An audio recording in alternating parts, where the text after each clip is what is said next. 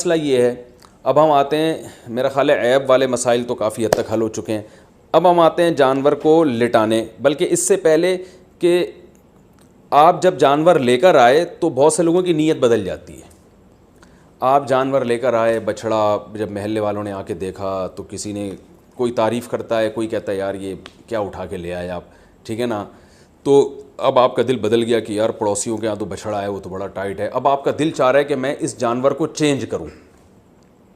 تو دیکھیں، اگر آپ نے جانور خریدتے ہوئے قربانی کی نیت سے نہیں خریدا، ویسے ہی خریدا تھا، بعد میں سوچا تھا کہ میں دیکھوں گا قربانی کرنی ہے کہ نہیں کرنی، تو آپ اس کو بیچ دیں، کچھ بھی کریں، کوئی حرج نہیں ہے.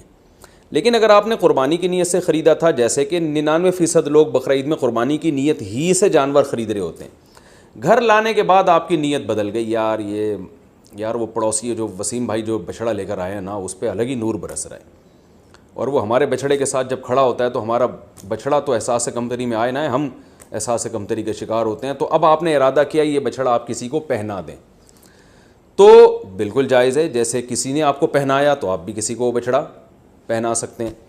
تو لیکن پہنانے کے بعد ہوگا یہ کہ اگر اب آپ کو کرنا یہ پڑے گا کہ آپ جو بچھڑا لے کر آئے تھے یا بکرا لے کر آئے تھے، فار ایگزامپل وہ 1 لاکھ کا تھا، آپ نے آگے بیچا 1,20,000 میں، اور اب نیا بچھڑا لائے دوبارہ 1 لاکھ کا، تو یہ 20,000 کا جو پروفٹ ہے یہ آپ کے لیے جائز نہیں ہے، بلکہ 20,000 کا پروفٹ آپ کو صدقہ کرنا پڑے گا. تو اس لیے جب پرانا جانور آپ بیچیں گے تو نیا جانور یا تو اس سے اسی کی قیمت کا ہو یا اس سے زیادہ کی قیمت کا، اس سے کم قیمت کا لے کر آ گئے تو پروفٹ آپ کو صدقہ کرنا پڑے گا. تو یہ ایک اہم بات ہے. بیچنا بالکل جائز ہے، اس میں کوئی حرج نہیں ہے. میں نے کہا جیسے کسی نے پہنایا تو آپ بھی پہنا سکتے ہیں، تو اس میں کوئی حرج نہیں، لیکن پروفٹ پھر آپ کے لیے حلال نہیں ہے، کیونکہ یہ قربانی کی نیت سے جب آپ نے جانور خریدا ہے، جب آپ نے قربانی کرنے کی نیت سے خرید لیا تو اب اس میں پروفٹ کمانا آپ کے لیے جائز نہیں رہا.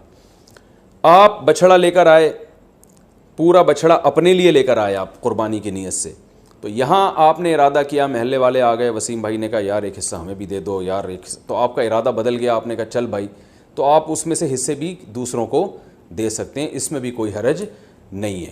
تو یہ بھی جائز ہے آپ کے لیے کہ اس جانور میں آپ سب کو شریک کر لیں. تو یہ ضروری نہیں ہے کہ آپ نے اپنے لیے گائے خریدی تو اب وہ پوری گائے آپ کے اپنے، ایک حصہ بھی آپ اپنا اس میں رکھ سکتے ہیں، 6 حصے دوسروں کو دے سکتے ہیں.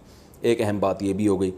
دوسری ایک اہم بات یہ ہے کہ آج میرے پاس عصر کے بعد ایک بندہ آیا، میں بچھڑا لایا تھا، صبح جب میں نے دیکھا تو اس کا انتقال ہو گیا. ان کی ورڈنگ یہی تھی، انتقال ہو گیا. میں نے کہا انتقال تو آدمیوں کے ہوتے ہیں، جانوروں کی تو موت واقع ہوتی ہے بھائی. خیر اس کا انتقال ہو گیا. تو مالدار آدمی جس پر قربانی واجب تھی، اگر اس کا جانور بقرعید سے پہلے مر جائے تو اس پر لازم ہے کہ وہ دوبارہ قربانی کرے.